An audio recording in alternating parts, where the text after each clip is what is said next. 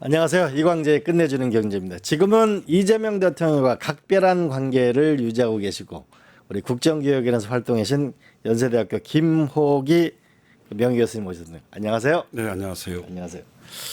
어제 이재명 대통령 취임 100일 기자회견 했었는데 어떻게 보셨나요? 인상적으로 봤습니다. 그러니까 자유롭게 질문하고 토론하는 모습에서 국민들과 직접 거의 소통하겠다는 대통령의 의지가 느껴졌습니다. 굉장히 형식이 좀 파괴적이었어요, 그죠? 예. 뿐만 아니라 예정된 시간보다 1시간 넘게 150여 분 정도 진행이 됐는데요. 국정을 이끌어가는 대통령의 생각이 어떠한지를 이게 대통령제 국가에서 매우 중요하잖아요. 그렇죠. 예, 그것을 생생히 지켜볼 수 있었습니다. 대통령의 100일을 들어본다면 어떻게 평가하고 싶습니까? 저는 정상 국가로의 기환. 정상 국가의 기환. 이렇게 말씀드리고 싶습니다. 그러니까 12월 3일 지난해죠. 그러니까 이 비상계엄 이후 대한민국이 위기에 빠졌는데 6월 3일 대통령 선거, 6월 4일 이재명 정부 출범, 그리고 이제 이후 100일이 지났는데요. 이제야 대한민국이 정상 국가로 되돌아오지 않았는가, 뭐 그런 생각을 하게 됐습니다. 이재명 대통령을 언제 처음 만나셨고 이분은 어떤 분이다 이렇게 생각하세요? 글쎄요. 네. 이재명 대통령을 처음 뵌 것은 2007년 대선 과정에서요. 네. 그 당시 이 정동영 후보와 이명박 후보가 네. 이 대선을 경쟁을 했었는데 그때 처음 만났었죠. 인상이 어땠습니까? 뭐랄까 대단히 좀 단단하고 좀 내용이 뭐 충실한 그런 이 정치인이 될 거라는 그런 기대를 품게 했습니다. 일찍 알아보신 거네요. 뭐 그리고 이어서 이 성남시장과 경기도지사를 이제 맡으시면서 어떤 이재명 대통령만의 어떤 특유의 그런 이제 행정을 펼쳐 보였었는데 뭐 제게는 뭐 대단히 인상적이었었고 언젠가는 대한민국의 미래를 한 번은 떠맡게 되지 않을까. 언젠가는 그런 생각을 하게 됐고요. 그 해가 바로 올해 2025년이었 것 같습니다. 아, 그렇군요. 감회가 남다르시겠어요, 그죠? 그 1933년대 미국 대통령 루즈벨트 대통령이 첫 100일이라는 이런 걸 처음 썼다고 하는데요. 교수님 이 100일이 왜 중요한가요? 그러니까 첫 100일이라는 말을 처음 쓴 이는 조금 전에 말씀하셨듯이 미국의 32대 대통령 프랭클린 루즈벨트였습니다. 그러니까 33년 3월 4일 대통령이 취임한 루즈벨트는 7월 25일 라디오 연설에서 첫 100일이라는 용어를 처음으로 선보였는데요. 그러니까 첫 100일은 새로운 리더십의 기초에 핵심 정책을 추진함으로써 국정의 주도권을 확립해가는 결정적 시간이라고 볼 수 있습니다. 루즈벨트 대통령은 첫 100일 동안 대공황을 극복하고 경제 활력을 회복하기 위해 전력 투구했습니다. 뉴딜이죠. 뉴딜이죠. 이후 첫 100일은 미국의 새 정부 성패를 가늠하는 상징을 이뤘습니다. 그래서 루즈벨트 정부 이후 이 어느 나라 어느 정부에서도 첫 100일은 매우 중요한 어떤 그런 기간이 되었습니다. 제가 거꾸로 한번 우리 사회자께 여쭤보고 싶은데요. 노무현 정부 첫 100일은 어떠했습니까? 첫 100일은 아무래도 인수위가 있었으니까요. 예. 인수위가 있었으니까 비교적 안정적이었다고 볼 수 있겠고요. 예. 그러나 당시도 마찬가지로 우리가 이라크 파병 문제나 미국 문제 때문에 굉장히 어려움을 많이 겪었을 때 또 LG 카드 사태가 바로 발생해가지고 한국 경제가 정크펀드 수준에 와가지고 굉장히 경제팀도 비상이었고 외교팀도 비상이었고 그런 시기였는데 다행히 우리는 인수위가 있었는데 그러나 저희도 굉장히 혼란스러운 시간을 겪었죠. 반면에 지금 이재명 정부 같은 경우에는 인수위가 없었는데 상당히 빠른 속도로 안정화되는 것은 저는 굉장히 괄목하는 평가라고 생각해요. 예, 아마도 그것은 그러니까 이재명 대통령이 정치인인 동시에 행정가였기 때문에 가능했던 한 것 같습니다. 맞아요. 그 로즈벨트 대통령도 뉴욕 처음엔 주목받지 않는 정치인인데 뉴욕 주지사를 했던 것이 결국은 공황을 극복하는데 결정적인 계기가 됐었다 이렇게 평가를 하더라고요. 예, 그러니까 성남시장과 경기도지사를 역임 한 것이 매우 중요한 어떤 그런 지금의 현재의 정치와 행정의 자산이 되었던 것 같습니다. 맞아요. 여의도 국회의원만 한 거하고는 많이 다르죠. 그리고 우리가 뭐 비교하고 싶진 않지만은 지난 윤석열 정부 100일하고 비교하면 어떻습니까? 그러니까 2022년 3월 9일 그러니까 대선에서 승리한 윤석열 후보는 인수위를 거쳐 5월 10일 윤석열 정부를 출범시켰는데요. 돌아보면 당시 첫 100일의 키워드는 용산시대, 도어 스태핑 아마 기억하실 겁니다. 로 상징되는 새로운 소통, 그리고 이제 그 윤석열 대통령의 대선 과정에서의 슬로건이었던 공정과 상식 등이었습니다. 근데 윤석열 대통령 지지율은 취임 80일 만에 30%를 밑돌았고요. 그래서 그 결과 윤석열 정부는 때이른 위기와 마주할 수밖에 없었습니다. 인사 논란이 있었고요. 독선적인 국정 운영에 대한 지적이 있었고요. 집권 여당 안에 어떤 내부 갈등이 있었는데요. 이런 것들이 이제 복합적인 원인으로 작용한 것 같습니다. 그래서 한마디로 얘기하자면 윤석열 정부 첫 100일은 리더십의 위기였고 이 리더십의 이 그런 위기가 결국 2024년 지난해죠. 12월 3일 시대역행적 비상계엄으로 귀결되었다고 볼 수 있을 것 같습니다. 지난 윤석열 100일은 악몽의 100일이었고 지난 이재명 정부 100일은 정말 어떤 새로운 기대와 희망을 갖는 100일 이런 거 아닌가요? 예, 뭐 그렇게 저는 뭐 보고 있습니다. 그 교수님 문재인 정부 시절에 당시 국정기획자문위원이었어요. 당시하고 지금 이재명 정부의 방향성에 다른 점이 있다면 어떤 점이 있다고 느끼시나요? 그러니까 저는 기본적으로 그러니까 이 우리가 국민의 입장에서 정치를 거의 파악하고 그러니까 정치와 마주하는데 매우 중요한 것은 어떤 그런 정치적 그런 상징들 이런 것을 통해서라고 생각합니다. 그러니까 문재인 정부의 경우에서 당시 첫 100일의 그런 상징적 용어는 소득주도 성장과 저는 한반도 평화였다고 생각합니다. 소득주도 성장. 그리고 한반도 평화. 예. 근데 이 소득주도 성장은 성장이라는 이름이 붙여 있지만 기본적으로 분배론에 가까운 것입니다. 예. 그리고 한반도 평화는 김대중 정부의 포용 정책과 노무현 정부의 평화 번영 정책을 계승한 것으로 볼 수 있습니다. 이와 비교해 볼 때 이재명 정부의 핵심적인 현재 저는 두 개의 키워드는 하나는 진짜 성장 전략이고요. 이건 이제 선거 과정에서 제시되었던 것이고 다른 하나는 실용 중심 외교라고 생각을 하고 있습니다. 그래서 잠재 성장률 반등을 위한 새로운 성장 전략을 추진하는 것.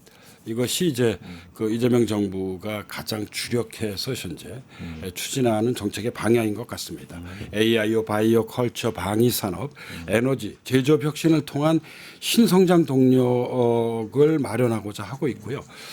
그리고 대외 정책의 키워드도 문재인 정부와 비교해 볼 때 이재명 정부는 실용의 방점을 찍고 있습니다. 저도 그렇게 봅니다. 예, 5대 국정 목표의 대외 정책에 연관된 이것은 국익 중심의 외교 안보라고 제가 이제 국정기획위 활동을 하면서 그것을 좀 정리하기도 했는데요. 그러니까 국민에게 신뢰받는 강군, 그러니까 평화공존과 번영의 한반도, 그다음에 세계를 향하는 실용 외교 이런 것들이 구체적인 추진 전략을 이루고 있습니다. 한 가지 좀 말이 길어서 죄송합니다만, 그러니까 이 주목할 것은 문재인 정부가 출범한 2017년과 이재명 정부가 출범한 그 2025년 이 8년의 시간이 흘렀잖아요. 작지 않은 어떤 그런 지구적 그다음에 국내적 변화가 있었다는 점을 좀 우리가 주목해야 할 것 같습니다. 예, 그래서 이 뭐랄까요? 지금 2025년 현재 우리 대한민국이 저는 마주한 중대한 어떤 그런 과제들이 우리가 피크 코리아를 많이 얘기하잖아요. 여기에 더해서 인구 위기와 지방 소멸 위기, 예, 그리고 또 다른 한편에서는 신냉전 질서가 계속 강화되고 있는데, 그래서 이런 맥락에서 진짜 성장 전략과 실용 중심 외교를 앞세우지 않았나 하는 생각을 하고 있습니다. 저도 그 이재명 대통령 그 뵐 때 그 말이 제일 인상적이었어요. 저는 성장주의자 그리고 실용주의자입니다. 예, 그런 것이 쭉 이어져 갔으면 좋겠습니다. 그게 지금 우리 사회를 보고 계신 그 이광재 지사님하고도 일맥상통하는 것이지 않을까요? 예, 예. 어제 기자회견에 이제 다양한 질문을 많이 쏟았는데요. 좀 정치적인 얘기인데 특검법 합의안을 겨냥한 것인지 모르지만 여야 협치는 그런 게 아니다. 이런 쓴소리를 했어요. 이 내용이 뭘까요? 저는 이재명 대통령의 일관된 어떤 통합의 철학은 이런 말로 바꿔 쓸 수 있다고 생각합니다. 통합과 봉합은 다르다는 것입니다. 통합과 봉합은 다르다. 그래서 이 어제 기자회견의 어떤 구체적인 이제 워딩을 좀 중심으로 해서 말씀을 드려보자면 이 대통령께서 이런 말씀을 하셨어요. 10개씩 훔치던 사람에게 5개만 훔치는 것으로 타협할 수는 없다. 왜냐하면 그것은 타협도 봉합도 아니다. 그러니까 도둑질을 하지 말아야 한다. 어디까지나 10개 훔치던 사람이 5개 훔쳤다고 봐줄 수는 없다. 그런 거죠. 그래서 이것은 이제 특검법 개정을 염두에 두고 한 비유라고 저는 생각을 하고 있습니다. 그러니까 특검 연장을 안 하는 조건으로 국민의힘이 정부 조직 개편에 동의하기로 했는데 이재명 대통령께서는 직접 말씀하셨죠. 나는 그런 것을 원하지 않는다. 분명하게 자신의 생각을 밝혔습니다. 그리고 이제 구체적인 좀 워딩을 좀 제가 좀 덧붙여 보자면 어떻게 맞바꿀 수 있겠는가? 그러니까 정부 조직 개편을 안 한다고 일을 못 하는 것은 아니다. 내란의 진실을 규명해서 철저하게 진상을 어떤 그런 책임을 물어서 다시는 이런 것을 꿈도 못 꾸게 하는 것이 민주공화국의 본질적 가치 아닌가. 이건 타협이 아니다. 나는 그런 걸 원치 않는다. 정부 조직법은 천천히 해도 된다고 이게 이야기를 덧붙였는데 저는 이것이 바로 그 이재명 대통령의 어떤 그런 이 통합의 철학. 그러니까 통합은 봉합하고 좀 다른 것입니다. 그래서 좀 제가 제 개인적 생각을 좀 말씀드려보자면 저는 대한민국을 지탱하는 두 기둥이 있다고 생각합니다. 두 개의 기둥. 하나가 민주주의고요. 다른 하나가 저는 시장경제라고 생각을 하고 있습니다. 이 12월 3일 시대역행적 계엄으로 민주주의가 심대한 시련을 겪게 됐습니다. 내란의 진실을 규명하고 그 책임을 부여하는 것은 민주주의를 지키는 일입니다. 사실 이 문제에 타협이 있을 수 없습니다. 제가 이 국가비전 TF 팀장을 맡으면서 국정기획위원회에서요.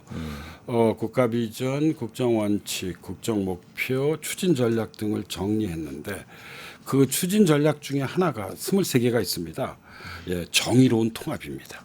정의로운 통합. 그래서 저는 진정한 통합이라고 하는 것은 원칙 있는 통합, 정의로운 통합이라고 생각을 개인적으로 하고 있습니다. 하나 더 덧붙여 보자면 이재명 대통령의 어떤 통치 철학, 정치 철학에 저는 두 기둥이 있다고 생각합니다. 하나가 실용주의고요. 다른 하나가 저는 원칙주의라고 생각을 하고 있습니다. 우리가 이제 실용주의를 많이 주목해서 이야기하고 있는데요. 그런데 한 걸음 물러서 보면 이런 실용주의와 원칙주의가 상반된 것 같지만 사실 대상에 따라서 어떤 국정의 원칙은 국정의 방법론은 달라질 수밖에 없는 것입니다. 그러니까 민생과 경제에 관해서는 유용한 실용주의적 방법론이 바람직하고요. 내란 천상 등의 어떤 분명한 원칙주의 방법론이 어떤 그런 지켜져야 할 곳은 지켜져야 한다고 저는 생각을 하는데 어제 이재명 대통령의 기자회견도 바로 이러한 실용주의적 방법론과 원칙주의적 방법론이 잘 담겨져 있었다고 저는 보고 싶습니다. 통합과 봉합은 다르다. 그다음에 내란의 진상조사와 척결 문제는 원칙적으로 해야 되는 거고 또 정부 조직은 또 정부 조직대로 나름대로 그 논리의 규정대로 가면 되는 거겠죠. 그거를 맞바꿀 일은 전혀 아니라고 봅니다. 그죠? 그래서 좀 저는 이러한 정의로운 통합, 원칙 있는 통합, 이런 어떤 그런 통합의 정치, 어떤 그런 통합의 사회 이런 것들이 이제 우리 사회에서 추진되었으면 하는 개인적 바람을 가지고 있습니다. 또한 우리 실용적인 면을 하나 볼 수 있어요. 양도소득세 대주주 기준 완화가 있는데 이 대통령이 굳이 10억을 고집할 필요가 없다 이렇게 했는데 이거 어떻게 보세요? 제가 경제 전문가는 아니지만 일반 시민의 어떤 그런 그 시각에서 좀 말씀드리자면 여기에는 약간의 전사가 있습니다. 그러니까 원래 금융투자소득세를 도입하기로 하면서 주식 양도세를 완화할 계획이었습니다. 그렇죠. 그런데 이제 지난해 11월 이 투세 도입이 철회되면서 주식 양도세 기준을 강화하기로 한 것입니다. 그런데 어제 나온 이야기는 이 기준 강화를 하지 않고 그대로 두기로 했다는 것인데요. 이재명 대통령의 워딩을 좀 그대로 제가 역시 또 좀 가져와 본다면 50억 원까지 면세 줘야 되나 이런 생각을 한다면서도 정부의 정책으로 주식시장의 심리가 꺾일 정도라면 고집할 필요는 없겠다는 생각을 한다고 말했습니다. 그래서 이제 유연한 거죠. 예, 2천억에서 3천억 정도의 세수 손실이 예상되지만 주식시장 활성화가 더 중요하다는 입장입니다. 현재 대한민국의 많은 돈이 이 부동산에 담겨 있잖아요. 근데 이재명 정부는 이제 이 부동산에 담겨 있는 돈을 지금 주식 시장으로 좀 이동시키려고 하는 그런 금융 정책을 추진하고 있는데요. 뭐 이런 맥락에서 좀 그런 실용적인 접근, 실용적인 발언을 부동산에 묶인 돈을 투자 경제로 전환하자. 예. 땅에서 땀으로 가자. 예. 뭐 이런 취지네요. 그렇죠. 그죠? 예, 그래서 제가 이제 국정기획위원회에서 활동을 하면서 저희가 5대 국정 목표와 123대 국정과제, 그 다음에 564개의 실천 과제를 정리했는데요.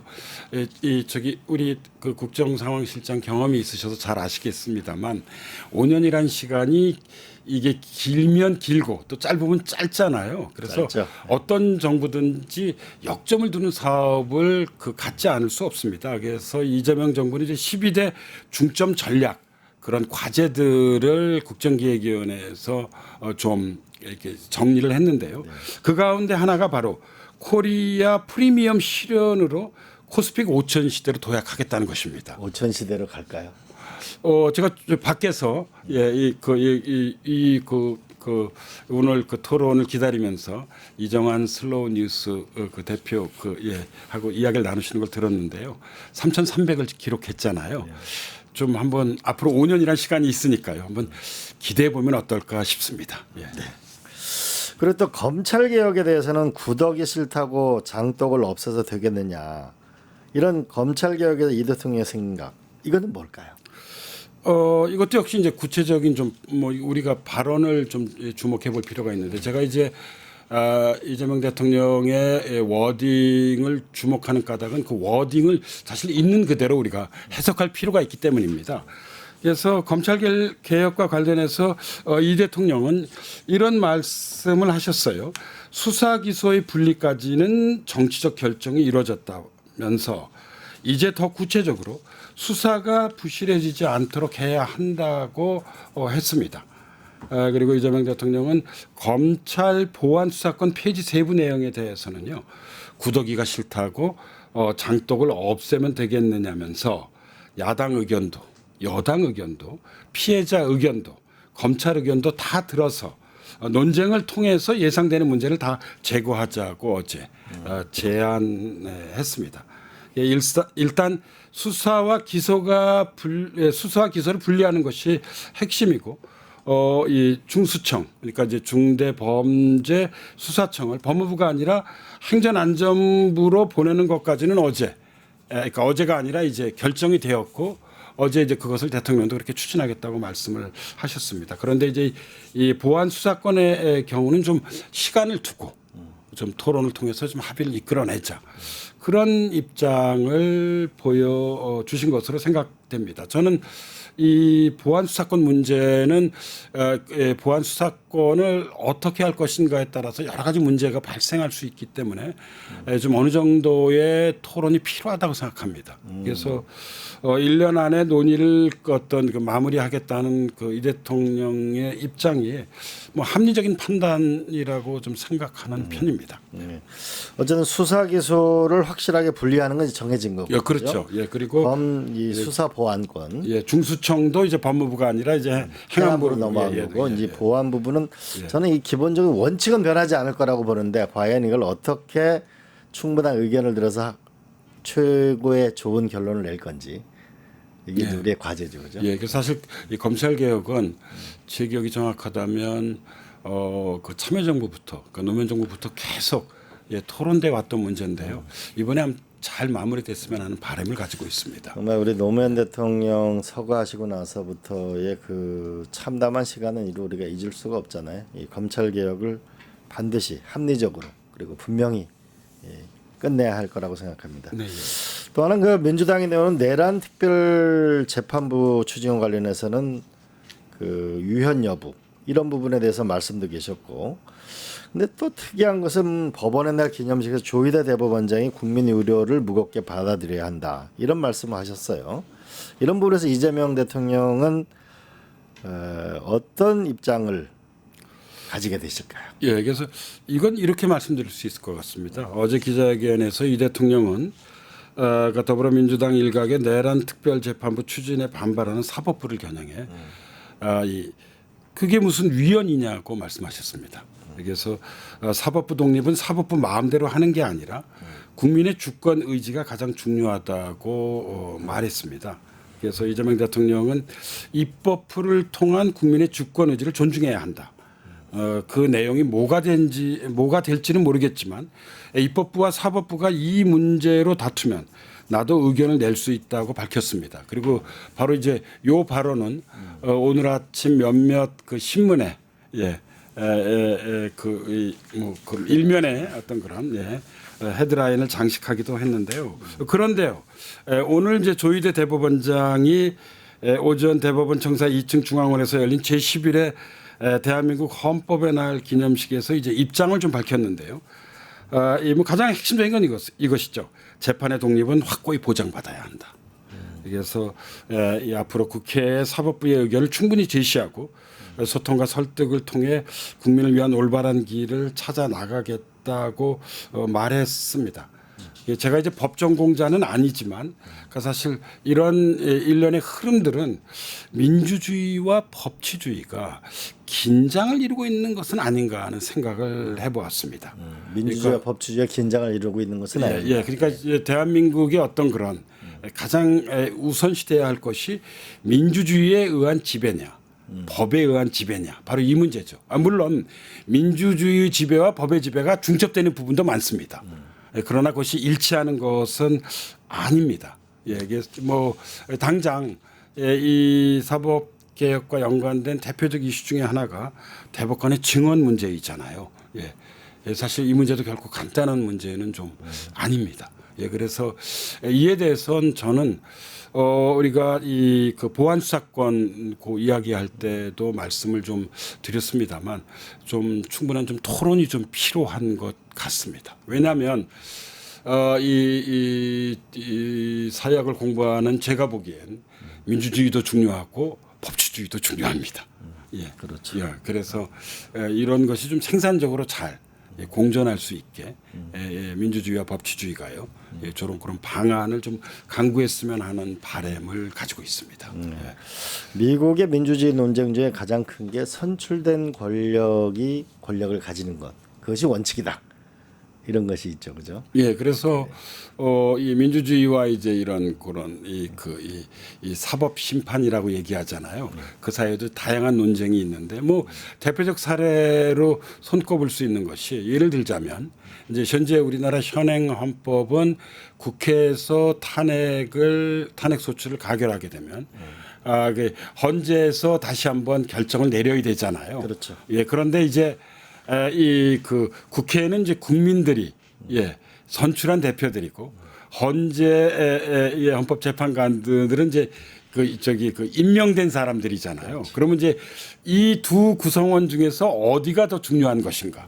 예. 그리고 경우에 따라서는 헌재에 다시 한번 그런 수기와 결정이 필요한 것인가? 이것은 사실 저희 학계에서는 이론적으로도 많이 토론되는 문제입니다. 예, 그래서 이제 이게 이 민주주의와 법치주의가 충돌하게 될 때 어떤 것이 더 우선시돼야 하는가? 저는 뭐 민주주의가 더 우선시돼야 한다고 생각은 하고 있습니다만, 뭐 이게 이렇게 이것만이 옳다고 단언하기는 좀 어려운 그런 이 상황인 것 같습니다. 예. 근데 제가 그 이재명 대통령의 이 기자회견을 보면서 제가 노무현 대통령의 연상을 많이 했는데요. 말과 비유가 쉽잖아요.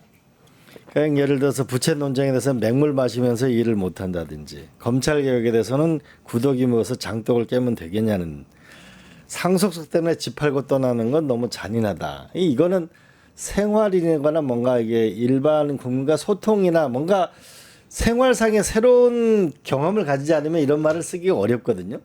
이런 거 어떻게 생각하세요? 저는 그 이 뭐 정치 리더에게 매우 중요한 조건 중에 하나는 구체적인 삶의 경험이라고 생각을 하고 있습니다. 예. 그러니까 이 노무현 대통령도 그러했고요. 뭐 이재명 대통령도 그러했는데 사실 우리 사회에서 이 그 살아오면서 여러 경험들을 구체적인 우리 일반 시민들이 겪을 수밖에 없는 경험들을 겪어오신 어떤 그런 뭐 대표적인 정치 리더들이시잖아요. 그래서 그런 것들이 좀 생생하게 자기 정치에 잘 좀 반영되어 있는 것 같습니다. 그래서 제가 하나만 덧붙이자면 두 분의 아주 놀라운 공통점이 하나 있습니다.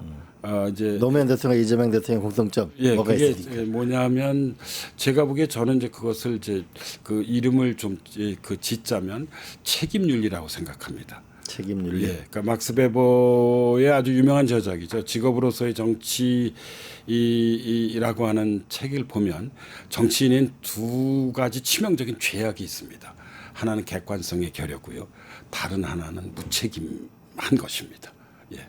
그래서 객관성의 결여와 무책임한 거. 예, 그래서 이제 정치인이 가져야 할 매우 중요한 덕목 중에 하나는 바로 어떤 그런 정치적 결과에 책임을 지는 것이라고 이야기했습니다. 예, 노무현 대통령 예를 들어보자면 아까 그 이라크 전 파병 얘기하셨잖아요.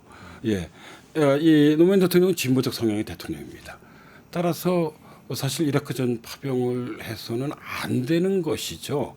전쟁보다는 평화가 더 소중한 가치입니다. 그럼에도 불구하고 파병을 거부했을 경우 우리 대한민국이 미국으로부터 받게 될지도 모르는 불이익을 고려해서 제가 기억하기로는 2003년 당시 이 국회에 가서 어떤 그런 파병을 요청하는 연설을 하셨습니다. 기억하시죠? 네, 기억하죠. 저는 이게 책임윤리라고 생각합니다. 예, 그 정치는 책임으로서 자신의 존재를 증명해야만 합니다. 이재명 대통령의 경우도 마찬가지입니다.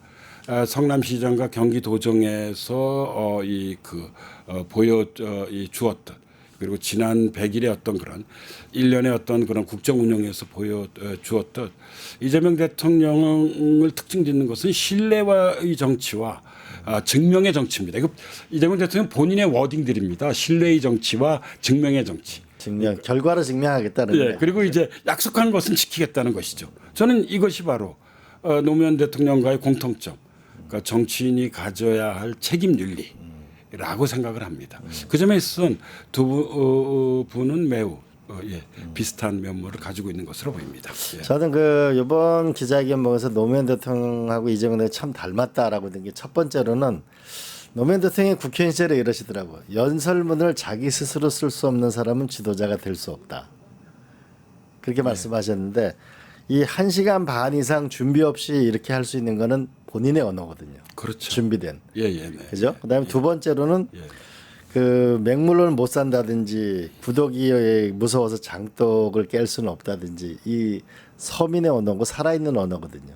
네. 제가 노무현 대통령한테 어떻게 이렇게 말을 쉽게 하실 수 있습니까라고 하니까 예수님 말씀이 어렵냐? 부처님 말씀이 어렵냐? 모르는 사람이 어렵게 얘기하는 거야. 서민들과 살아왔기 때문에 본인의 말이 쉽다. 이 말은 결국 국민과 함께 동고동락하며 살아가겠다는 리더십. 난 그런 면에 참 와닿았습니다. 네, 뭐 저도 같은 생각이었습니다. 교수님 이제 그 이재명 대통령 잘 아시는데 꼭 성공한 대통령이 되려면은 이것만은 반드시 하셨으면 좋겠다. 이렇게 한 말씀 하신다면 뭐가 있을까요? 저는 조심스럽게 말씀을 좀 드려보자면요. 어제 이재명 대통령은 이제 지난 100일을 회복과 정상화의 시간이라고 말했습니다. 그리고 이제 앞으로 남은 4년 9개월은 도약과 성장의 시간으로 만들겠다고 이야기했습니다. 그리고 회복과 정상화, 도약과 성장. 예, 그래서 저는 여기에 이제 더해서 이재명 대통령은 모든 국민을 아우르고 섬기는 모두의 대통령이 되겠다는 약속에 따라 통합의 정치와 행정으로 나아가겠다고 거듭 강조했습니다. 저는 이재명 대통령의 실용주의가 열매를 맺기 위해서 매우 중요한 조건 중에 하나가 협치라고 생각합니다. 예, 그래서 이 협치는 이제 두 가지 차원에서 진행되는 것이죠. 하나는 생각이 다른 정치 세력과의 협치가 있고요. 또 다른 하나는 정부와 시민사회의 협치가 있습니다. 예, 그래서 이런 이 협치를 잘 풀어 나가셨으면 하는 그런 바람을 가지고 있고요. 지난 100일을 돌아보면 지금 야당 대표와 계속 이 만나시고 소통을 하시잖아요.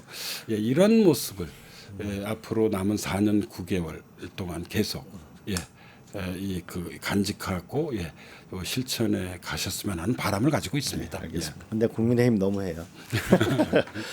예, 오늘은 김호기 교수님하고 말씀을 나눠봤습니다. 우리 한국인이 조지아에서 구금당한 거에 대해서 미국에 대해서 박수친 극우에 대해서 우리 조갑제닷컴 대표는 이것을 매국노라고 표현했습니다. 우리가 아무리 생각이 다르더라도 우리가 국가는 하나이고 국민은 하나라는 믿음을 갖고 대한민국 공동체를 지켜나갔으면 좋겠습니다. 저는 어제 기자회견을 보면서 이런 생각을 했습니다. 우리 이재명 대통령께서 임기 마지막 날까지 국민이 주인인 나라, 함께 행복한 대한민국을 만들겠다. 통합의 정치, 통합의 국정을 이어가겠습니다. 라고 얘기한 부분을 저는 많이 생각했는데 그와 더불어서 링컨 대통령 생각이 났습니다. 링컨 대통령 얘기로 마무리를 짓겠습니다. 이번 투쟁에서 나의 최우선 목적은 연방을 구하는 것이며 노예제를 유지하거나 없애는 것이 아니다. 만약 어떤 노예도 해방하지 않고서 연방을 구할 수 있다면 나는 그렇게 할 것이다. 모든 노예를 해방시켜서 연방을 구할 수 있다면 그렇게 할 것이다. 일부 노예만 해방하고 나머지를 그대로 두는 방식으로 연방을 구할 수 있다면 그것 또한 그렇게 할 것이다 라고 연설했습니다. 대한민국 공동체는 지금 몸살을 앓고 있습니다. 우리 대한민국의 공동체를 위해서 실용주의 노선으로 성장으로 그리고 성장의 결과가 국민의 행복으로 이어질 수 있도록 함께 노력했으면 좋겠고 우리 국민들의 피땀으로 이룬 이재명 정부가 꼭 성공했으면 좋겠습니다. 네, 김호 교수님 고맙습니다. 네, 감사합니다. 감사합니다.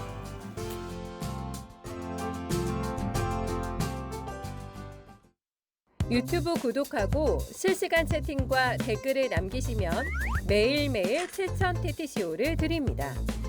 참여 방법은 통통물 어플을 다운로드하고 회원가입과 로그인을 해주세요. 마이페이지에서 나의 회원 고유 번호를 복사해주세요. 유튜브 구독 후 실시간 채팅이나 댓글창에 고유 번호를 한 번만 입력하면 준비 끝!